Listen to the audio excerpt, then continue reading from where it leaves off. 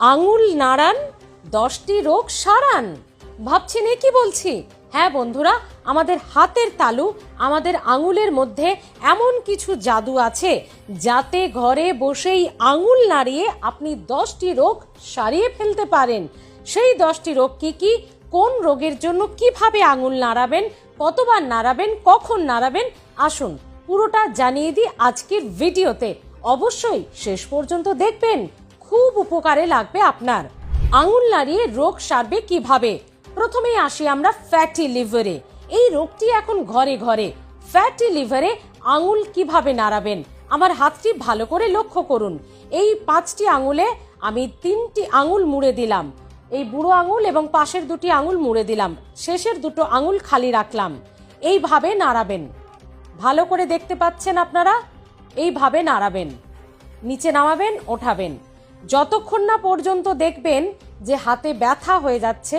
প্রথম প্রথম খুব কষ্ট হবে, হাত পা নড়বে না, আঙুল ফ্লেক্সিবল হবে না, কারণ ব্যায়াম না করে করে তো মরচে ধরে গেছে, জং পড়ে গেছে আপনার শিরায় শিরায়। তাই প্রথম প্রথম খুব কষ্ট হবে।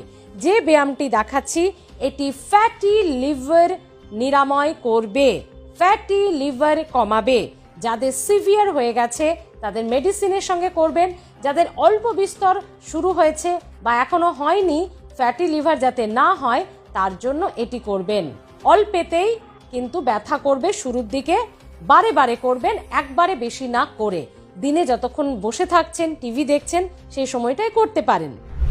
ঘরে ঘরে এখন জয়েন্টে ব্যথা, গাঁটে গাঁটে ব্যথা আঙুলের জাদুতে সারবে। বুড়ো আঙুলটি মুড়ে নিলাম খুব টাইট করে এবং এই 4টে আঙুল ফাঁকা রাখলাম। এভাবে নামাবো ওঠাবো, এটা অনেকটা সোজা। নামাবো ওঠাবো। জয়েন্টে বা গাঁটে গাঁটে ব্যথা যাদের রয়েছে, আগে শুধু বয়স্কদের হতো, এখন আর্থরাইটিস, নি পেন, লো ব্যাক পেন, কোমরে ব্যথা এবং স্পন্ডিলাইটিসে ব্যথা, সব কিছুতেই কিন্তু এটি খুব উপকার দেয়।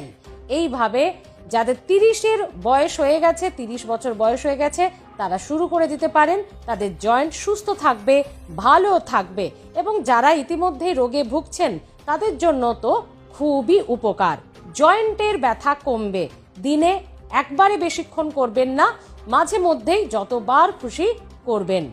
যারা পড়াশোনা করছেন, পড়া মনে থাকে না এবং কথা মনে থাকছে না, কাকে কি বলতে হবে ভুলে যাচ্ছেন, অর্থাৎ স্মৃতি শক্তি কমে যাচ্ছে, তারা এভাবে এই যে হাতের জাদু, খুলবেন বন্ধ করবেন, খুলবেন বন্ধ করবেন।